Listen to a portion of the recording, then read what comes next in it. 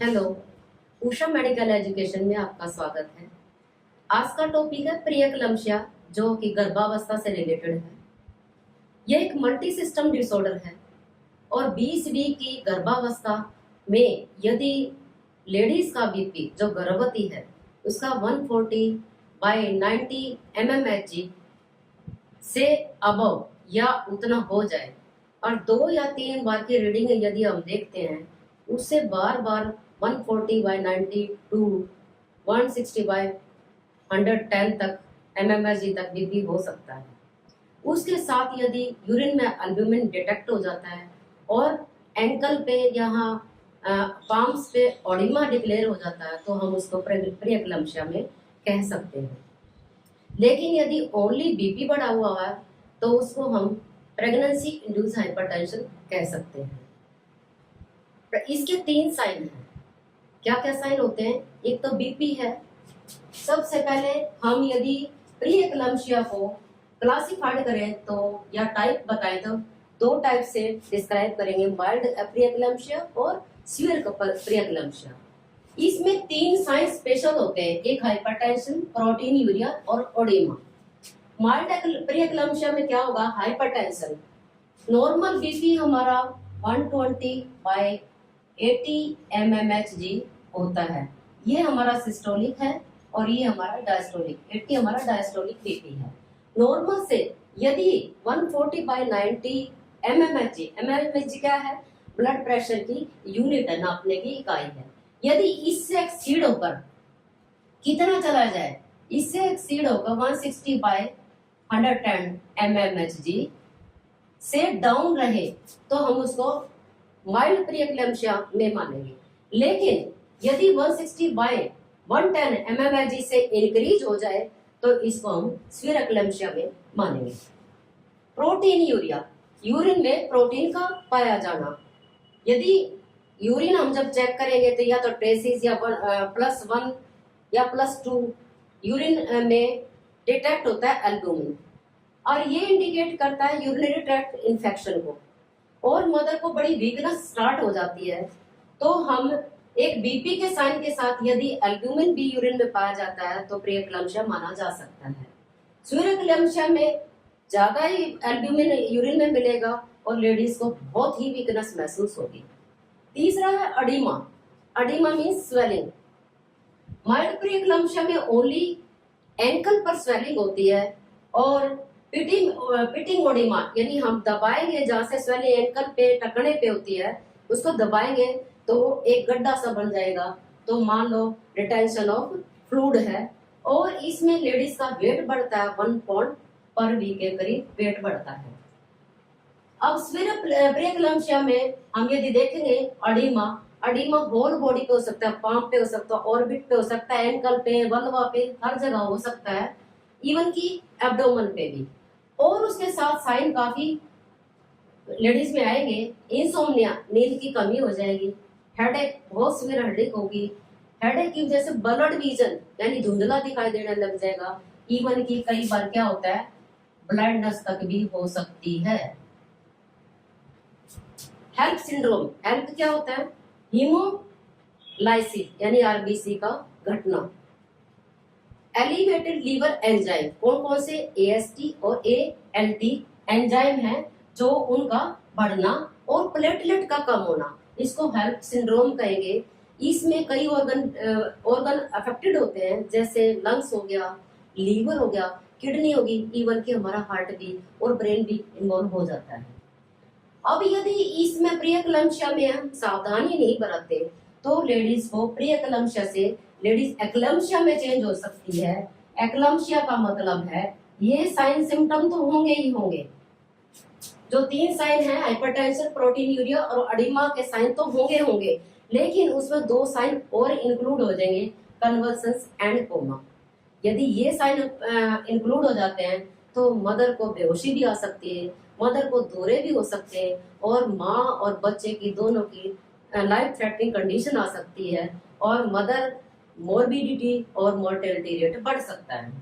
ये खास तौर पे 2/3 प्राइमरी ग्रेविडा लेडीज को होता है जो पहली बार प्रेग्नेंट होती है। और 1/3 मल्टीग्रेविडा को हो सकता है प्रियक्लम्शिया। अब हम जानेंगे कोज क्या हो सकते हैं जिनकी वजह से प्रियक्लम्शिया होता है। जैसे 3 कोज पे हम खास तौर पे नजर डालेंगे, हाइपरटेंशन, प्रोटीनूरिया और अडीमा क्यों होता है।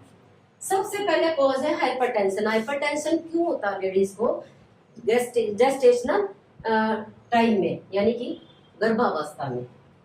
आजकल का खाना बड़ा अनहेल्दी है, अनहेल्दी मोमोज खा लिए, चाउमीन खा ली, नूडल्स खा लिए, सब चीजें मैदे से बनी हुई है और सैचुरेटेड फैट इनके अंदर होता है और बार बार उसी ऑयल को, ट्रांस फैट ऑयल को ही बार बार उसको करते हाइड्रोलाइसिस हो जाता है, जिसकी वजह से जो हमारी ब्लड वेसल्स हैं उनमें कोलेस्ट्रॉल जम जाता है, प्लेक जम जाता है और ब्लड सप्लाई में कमी आ जाती है।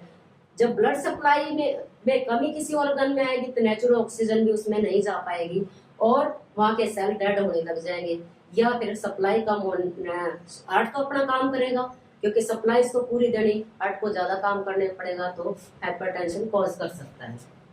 ओबेसिटी, ओबेसिटी ओवरवेट से भी ज्यादा ओबेसिटी को माना जाता है, तो वो भी एक कारण है हाइपरटेंशन का। एथेरोस्क्लेरोसिस, जब छोटी उम्र होती है हमारी तो उसमें हमारी आर्टरी या ब्लड वेसल्स क्या होती है, इलास्टिक होती है, लेकिन जैसे जैसे प्रेगनेंसी होती है, मोटापा, ये सब चीजें होती हैं तो क्या होता है, जो आर्टरी है उनकी अपनी इलास्टिसिटी कम हो जाती है और उसमें फैट के कारण हार्ड हो जाती है। हार्ड होने से क्या होगा और उसमें कोलेस्ट्रॉल जमने लग जाएगा तो उसमें ब्लड सप्लाई की कमी आ जाती है। चौथा कारण हमारा हार्मोनल इम्बैलेंस। हार्मोनल इम्बैलेंस, ये बॉडी हाइपो और हाइपर में काम नहीं करती तो साइन इंडिकेट कर देती है। यदि कम हो जाता है हार्मोन्स तो भी दिक्कत है, ज्यादा हो जाता है तो भी दिक्कत है।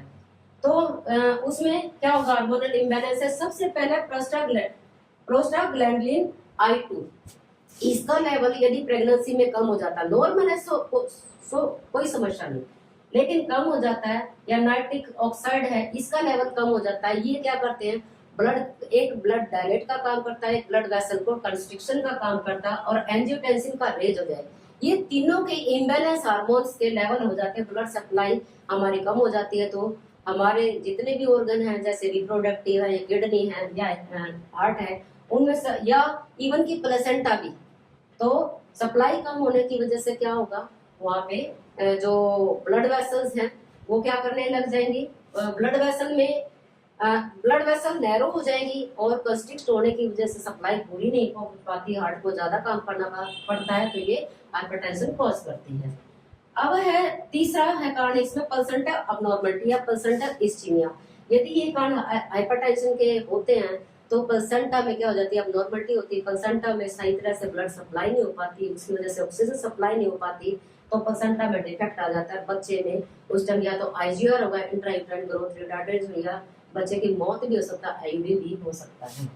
ये कॉज है हाइपरटेंशन की। दूसरा कॉज है हमारा प्रोटीनिया। प्रोटीनिया क्यों होता है, क्योंकि किडनी में डैमेज होता है, किडनी से रिलेटेड है, क्योंकि नेफ्रॉन किडनी की यूनिट फंक्शनल यूनिट है, और यदि इसमें किडनी में इन्फेक्शन, इन्फ्लामेशन या इंजरी कोई भी हो जाती है, कोई कारण हो जाता है, या डायबिटीज यदि लेडीज को क्रोनिक है या जेस्टेशनल डायबिटीज है, तो उस टाइम में यदि उसका शुगर ज्यादा बढ़ जाता है तो प्रोटीन इससे लीक करने लग जाएगा, और प्रोटीन जब लीक करेगा तो यूरिन में स्टार्ट हो जाएगा। ऑटोइम्यून डिजीज जैसे लुपस है, रूमेटॉइड अर्थराइटिस है, ये ऑटोइम्यून डिजीज होती हैं, या बीपी हमारा बहुत ज्यादा बढ़ जाता है तो ये किडनी को डैमेज करना चालू कर देते हैं। जो हमारा ग्लोबुलस फिल्ट्रेशन है उसमें जो एफरेंट और इफरेंट जो हमारी वेसल्स हैं वो सप्लाई करती है, वो अच्छी तरह से सप्लाई नहीं कर पाती, वेस्ट प्रोडक्ट इसमें से जो हमारी ब्लड वेसल है उसमें क्या होगा, ज्यादा क्या हो जाएगा, प्रीमिबिलिटी जो हमारी किडनी की उसमें बढ़ जाएगी और हमारी प्रोटीन लीक करने लग जाएगी। तीसरा ऑडिमा, ऑक्सीडेशन स्ट्रेस, जैसे हमारी ब्लड वेसल उनकी इनर लेयर है, एंडोथेलियल लेयर है, वो लीक करने लग जाती है ड्यू टू कम सप्लाई होने की वजह से, और प्रीमिबिलिटी उनकी बढ़ जाती है, और जो वाटर है वहां पर रिटेंशन होने लग जाएगी, यानी कि सोडियम भी रिटेन हो जाता है, सोडियम क्या करेगा, वाटर को रिटेन कर लेगा और हमारे को स्वेलिंग हो जाती है। ये हमारे 3 कारण है जिसकी वजह से हमारा हाइपरटेंशन, प्रोटीनूरिया, ऑडिमा होता है। ये 3 कारण स्पेशल प्रियक्लम्शिया के होते हैं। अब अगला कारण जान लेते हैं, डेंजर क्या हो सकता है प्रियक्लम्शिया में माँ को और बच्चे को। सबसे पहले माँ के डेंजर देख लेते हैं, कॉम्प्लिकेशन देख लेते हैं। डेंजर कह लो चाहे कॉम्प्लिकेशन। एपीएच एंटीपार्टम हेमरेज, बच्चा पैदा नहीं हुआ और उससे पहले ही मतलब ब्लीडिंग होनी स्टार्ट हो गई।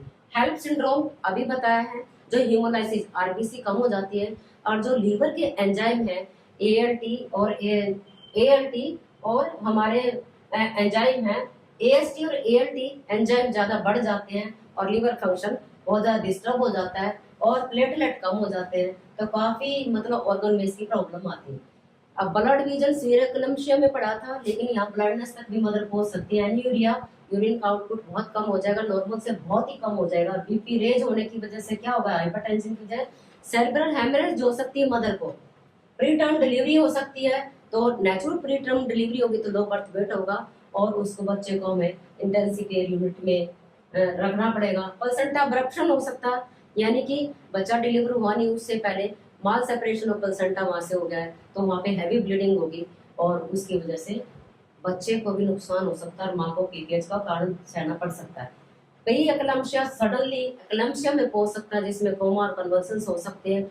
मदर और बच्चे को दोनों को क्या होगा, उस टाइम लाइफ थ्रेटनिंग कंडीशन से गुजरना पड़ सकता, हो सकता है अर्जेंट सर्जरी इंसेक्शन करना पड़ जाए। और फीटल डेंजर क्या होगी, आईजीआर, जैसे मैंने कहा था प्लेसेंटा में जब ब्लड सप्लाई नहीं पहुंच पाएगी तो उसमें ऑक्सीजन भी नहीं पहुंच पाएगा, न्यूट्रिएंट भी, क्योंकि जितने भी न्यूट्रिएंट या ब्लड सप्लाई पहुंचती है बच्चे में प्लेसेंटा के थ्रू, ब्लड के थ्रू ही सारा कुछ न्यूट्रिएंट वैल्यू पहुंचती है, वो बच्चे को अच्छी तरह से ब्लड सप्लाई कम है तो ऑक्सीजन कम, न्यूट्रिएंट भी अपने आप कम हो जाए तो बच्चा इंट्रायूट्राइन ग्रोथ रिटार्डेशन यानी कि उससे बढ़ोतरी नहीं हो पाएगी या इंट्रायूट्राइन डेथ भी हो सकती है बच्चे की। फीटल डिस्ट्रेस यानी बच्चे में सांस है लेकिन दम घुट सकता है उसका, जिसको अस्फिक्सिया भी बोलते हैं हम। लो बर्थ वेट पैदा हो गया क्योंकि लो बर्थ, प्रीमेच्योर बर्थ उसका बच्चे का हो सकता है, कंजेंटल अबनॉर्मलिटी काफी हो सकती है। तो हम मैनेजमेंट क्या करें यदि ऐसी प्रॉब्लम प्री एक्लैम्सिया है, पहले तो कोशिश करेंगे प्रिवेंशन करने की। मैनेजमेंट से पहले जो लेडीज हैं मतलब असेसमेंट उस टाइम में एंटीनेटल विजिट जब भी करते हैं तो उसमें हमें उसे असेसमेंट करना पड़ेगा, जो उसके कॉज हैं उनको यदि हाई रिस्क में पहले रख लेते हैं और उनको साथ साथ समझाते जाए साल्ट डाइट कम लेनी है, फैटी डाइट कम लेनी है और बीपी को मेंटेन करना है, तो ये प्रिवेंशन के कॉज हो रहा है। एंटीनेटल विजिट बहुत जरूरी है उसको, और आरएच की इनकम्पेटिबिलिटी है तो उसको साथ में डिटेक्ट करना, हाई रिस्क में उसको एंट्री कर लेनी है। अब मैनेजमेंट कैसे करेंगे, सबसे पहले जैसे पेशेंट आती है असेसमेंट करना, उसके वाइटल देखने, बीपी, टीपीआर, टेम्परेचर, पल्स और रेस्पिरेशन। यदि बीपी मदर का बढ़ा हुआ मिल जाता है तो 2 बार या 3 बार रीडिंग करेंगे, 6 घंटे में 2 बार रीडिंग करेंगे, बढ़ा हुआ होता है हम उसको, यदि अकेला बीपी बढ़ा होता पीआईएच में प्रेगनेंसी इंड्यूस्ड हाइपरटेंशन में रख लेंगे, लेकिन फिर बाद में यूरिन करेंगे शुगर के लिए और एल्ब्यूमिन के लिए। यदि एल्ब्यूमिन ज्यादा आता है तो उसको हम क्या समझेंगे, तो बीपी के साथ रिलेट किया प्री-एक्लैम्सिया का साइन हो सकता है। यदि शुगर ज्यादा आता तो डायबिटीज मेलिटस का इंडिकेट किया, उसको भी प्री-एक्लैम्सिया का चांस हो सकता है। यदि वेट महिला का बहुत बार 10 से 12 किलो नॉर्मल प्रेगनेंसी में वेट बढ़ता है, लेकिन ये वेट यदि और ज्यादा बढ़ जाए तो प्री-एक्लैम्सिया का साइन हो सकता है। ऑडिमा यदि एंकल पे है या पूरी बॉडी पे है तो हो सकता है एक्लैम्सिया में चेंज हो जाए, तो उसको हमें ध्यान रख देना पड़ेगा, वेट डेली का डिटेक्ट करना पड़ेगा। विजन यदि ब्लड विजन है यानी धुंधला दिखाई दे रहा माँ, तो हो सकता ऑप्थेल्मोस्कोप से उसकी विजुअल डेंसिटी सारी चेक करवानी जरूरी है ताकि उसको ब्लाइंडनेस से बचाया जा सके। एफएसएच फिटल हार्ट साउंड जरूर देखनी है क्योंकि बच्चा उस टाइम में सर्वाइव करने के काफी चांस हमने करने हैं, पर फिटल हार्ट साउंड बार बार देखनी है। यदि मदर को फियर और एंजाइटी है तो अपने विश्वास में लेकर मदर को किसी तरह से फियर और एंजाइटी को कम करना, क्योंकि फियर और एंजाइटी हाइपरटेंशन को बढ़ा सकती है। दूसरा adequate rest and sleep. Rest और स्लीप यदि एडिक्वेट होगी, 8 घंटे से 10 घंटे मदर को स्लीप लेनी है। क्यों देनी है, क्योंकि यदि 8 से 10 घंटे पर डे यदि मदर सो जाती है तो उसका बीपी कम हो सकता है, और रेस्ट करती है तो अडीमा भी उसका कम हो सकता है। क्योंकि हम एंकल पे है तो हम उसको क्या करेंगे, साथ साथ में उसके जो पैरों के कंफर्ट डिवाइस लगा के यानी पिल्लो लगा के उसको थोड़ा सा ऊंचा भी रख सकते हैं। न्यूट्रिएंट डाइट का ध्यान रखेंगे, उसमें जितने विटामिन है जैसे विटामिन डी है, कैल्शियम है, क्योंकि कैल्शियम के अब्जॉर्प्शन के लिए विटामिन डी का होना बहुत जरूरी है, इसकी कमी से भी बहुत ज्यादा साइन सिम्टम अपीयर होते हैं। और मिनरल डाइट और प्रोटीन डाइट का खास तौर पे ध्यान रखना, हर CHO यानी कार्बोहाइड्रेट डाइट को हमें कम करना है, और विटामिन मिनरल्स की डाइट को बढ़ाना है, जिसमें green leafy vegetable, pulses, legumes और जितने भी सीजनल फ्रूट है या वेजिटेबल्स हमको मदर को देना है। और यानी प्रेगनेंसी के टाइम में हम एक डाइट एक्स्ट्रा देते हैं जिसमें 300 किलो कैलोरी डाइट मदर की होती है। मदर को मान लो यदि नॉर्मल मदर है, सेडेंटरी वर्कर है, घर पे काम करती है, तो उसको हम 250 किलो कैलोरी डाइट देंगे, उसमें 300 किलो कैलोरी ऐड कर देंगे। एंटी हाइपरटेंसिव ड्रग्स देंगे जैसे लेबिटालोल 250 mg 8 आवरली देंगे ताकि बीपी मेंटेन हो उसके। साथ में कई बार मैग्नीशियम सल्फेट भी स्टार्ट कर देते हैं क्योंकि ये वीक हाइपरटेंसिव ड्रग्स का काम करता है, कन्वल्सन्स को कम करेगा। डायरेटिक ड्रग्स देंगे। डायरेटिक्स क्यों देंगे? क्योंकि मदर यदि रिटेंशन है और एडिमा ज्यादा है तो हमें फ्रूसीबाड को नहीं देना क्योंकि वो कई बार क्या प्लेसेंटल इनसफिशिएंसी कर देती है, तो हमें लेसिक चॉइस ऑफ ड्रग्स है तो वो हम दे देंगे, और वो भी ज़्यादा नहीं देनी, हम रिटेंशन ऑफ ड्रग्स के रूप में इसको लेसिस को देंगे ताकि एडिमा मदर का कम हो सके, और उसके साथ वेट करते रहेंगे, पता लग जाएगा एडिमा कम हुआ या नहीं। सेडेटिव ड्रग्स देंगे क्योंकि इंड्यूस स्लीप के लिए मदर को 8 से 10 घंटे सोए मदर, और क्योंकि टेंशन होती है मदर को, मेरा बच्चा होगा कैसे होगा, कभी दिक्कत तो नहीं आ जाएगी, कहीं हॉस्पिटलिटी या सजीर्ण तो नहीं होगा, कोशिश होती है ज़्यादातर। मतलब यदि मदर के साइन सिम्टम ज़्यादा वर्ष में आते तो कई बार सजीव सेक्शन भी करके हम बच्चे की मदर की डिलीवरी करा सकते हैं, तो उसमें डायज़ीपाम टैबलेट देंगे रात को सोने के लिए। लेग्जेटी, मदर को कॉन्स्टिपेशन में आम बात होती है क्योंकि मदर ज़्यादा पानी नहीं पी पाती पहली बात, और फाइबर डाइट नहीं ले पाती, तो हमें मदर को एजुकेट करना है कि आपको पानी कम से कम 8 से 10 गिलास भर के लगातार मतलब एक दिन में पीने हैं। और फाइबर डाइट जैसे गाजर, मूली या जितनी भी फाइबर डाइट है वो अपनी डाइट में जरूर लें। क्यों? क्योंकि ग्रेविटी यूट्रस की प्रेशर की वजह से कई बार कॉन्स्टिपेशन हो सकती है, क्योंकि हमारा रेक्टम कहाँ है, बैक साइड में है, बीच में हमारा यूट्रस और आगे हमारा ब्लैडर है, तो उसकी वजह से कंप्रेशन की वजह से हमारे को क्या हो सकती है, महिला को कॉन्स्टिपेशन हो सकती है। तो हमें इस गुड़ के भूसी दूध में डाल के, थोड़े कोसे दूध में डाल के हमें मदर को देनी है, जिससे कॉन्ट्रैक्शन नहीं होती, और कोई लग्जेटिव नहीं देंगे। एंटी कन्वर्सेंस यदि मदर को पहले हिस्ट्री है दौरे की तो हमें फेनिटॉइन देनी है, और यदि मदर को हिस्ट्री नहीं, अभी ये बीपी और ये सारे साइन सिम्टम है, तो मैग्नीशियम सल्फेट स्टार्ट करना। जो लोडिंग डोज कितनी देते हैं?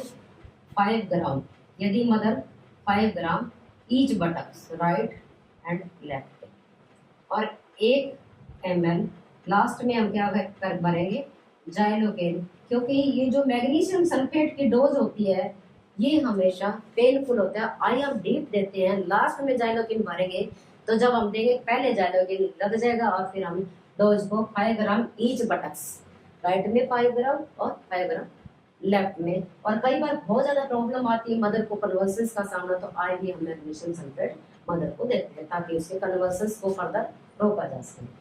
कई बार हम 34 वीक से पहले या 35 वीक से पहले की यदि प्रेगनेंसी और मदर को लगता है कुछ कॉन्ट्रैक्शन स्टार्ट हो चुके हैं, तो हमें मदर को इंजेक्शन डेक्सामेथासोन देना है। क्यों देना है?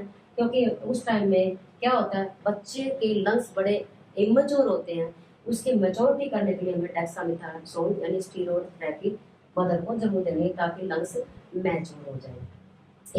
यदि मदर ड्यूरिंग लेबर आई है तो एसेप्टिक टेक्निक से उसकी डिलीवरी करानी है। यदि वो उसकी फुली डायलेटेशन है, ये उसका असेसमेंट कर ले, फिटल हार्ट साउंड देख के अच्छी तरह से उसकी नॉर्मल डिलीवरी को एसेप्टिक टेक्निक के तरीके से हमें हैंडल करना है और मदर की डिलीवरी करवा देनी है। यदि मदर को लगता है ऐसा कुछ प्रॉब्लम नहीं है तो उसकी मतलब डिलीवरी को कंटिन्यू, उसकी प्रेगनेंसी को कंटिन्यू कर सकते हैं। जब पेन होगी तो हम उस टाइम में मदर की ऑब्जर्वेशन में डिलीवरी कराएंगे। और ऐसी जगह गांव में डिलीवरी उस टाइम में नहीं करवानी चाहिए, क्योंकि ऐसी डिलीवरी इंस्टीट्यूशनल डिलीवरी होनी चाहिए जहाँ पर सजन भी हो सके और बच्चे के लिए फैसिलिटीज, यदि उसको निकू में यदि एडमिट करना पड़ जाता है तो वहाँ फैसिलिटीज मिल सके। यदि आपको ये वीडियो अच्छा लगा तो कृपया शेयर कीजिए, लाइक कीजिए और कमेंट्स दीजिए, और सब्सक्राइब जरूर करें ताकि अगली नोटिफिकेशन सबसे पहले आपके पास पहुंच सके। और कमेंट्स दीजिए यदि कोई और आगे टॉपिक आपको चाहिए ताकि मैं अगला टॉपिक बता सकूं। नमस्कार।